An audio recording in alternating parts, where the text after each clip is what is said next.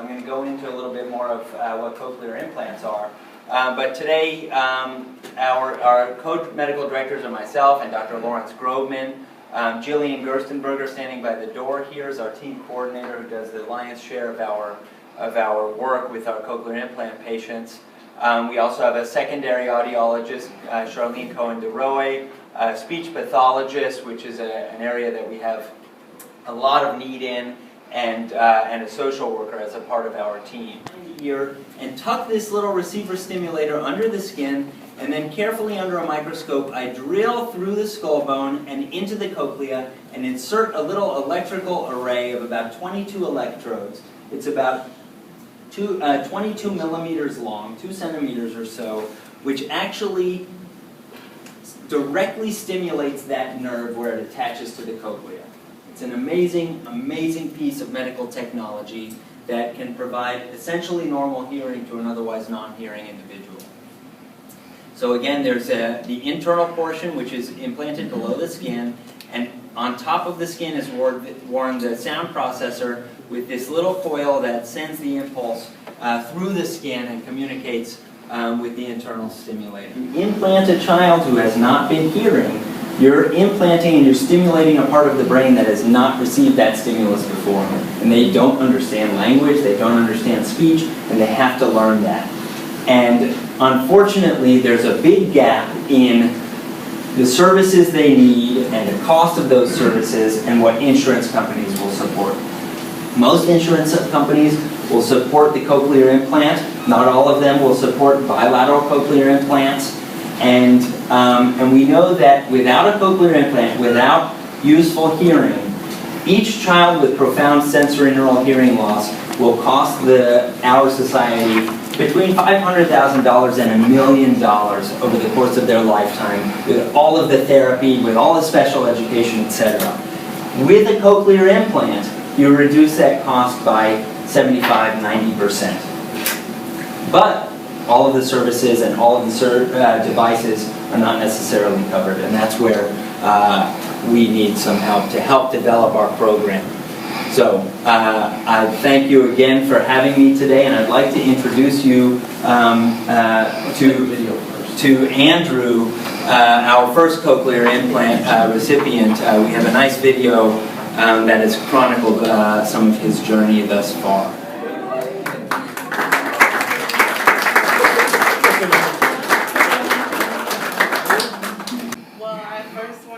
Thank you, Dr. Ostrauer, for making it possible for Andrew to hear. To Jillian and Dina, she's not here, but they're like family. They answer to me like my emails right away. They call me. They make sure Andrew's okay. They're basically like the best people. I mean, it's a work in progress with Andrew. Before, he signed me a little bit more.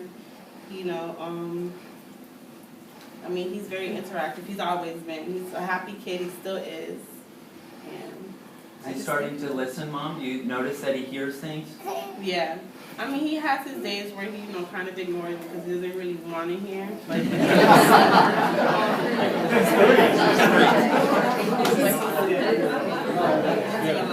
I'll just tell you a quick anecdote. I wish we had caught it on camera. Lottie Dottie, as all of you know, was there when we turned on Andrew's cochlear implant for the first time.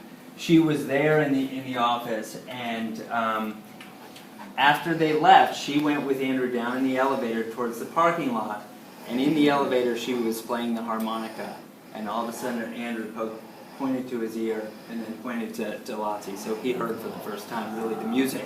So, and we do know from adults who have lost their hearing and then get it implanted, they do get meaningful appreciation of music. I mean, the cochlear implants are really remarkable devices, and they can help tremendously. So I'm going to walk Andrew around. Mom, why don't you walk Andrew around? Everyone kind of reach out and give Mr. Andrew a high five.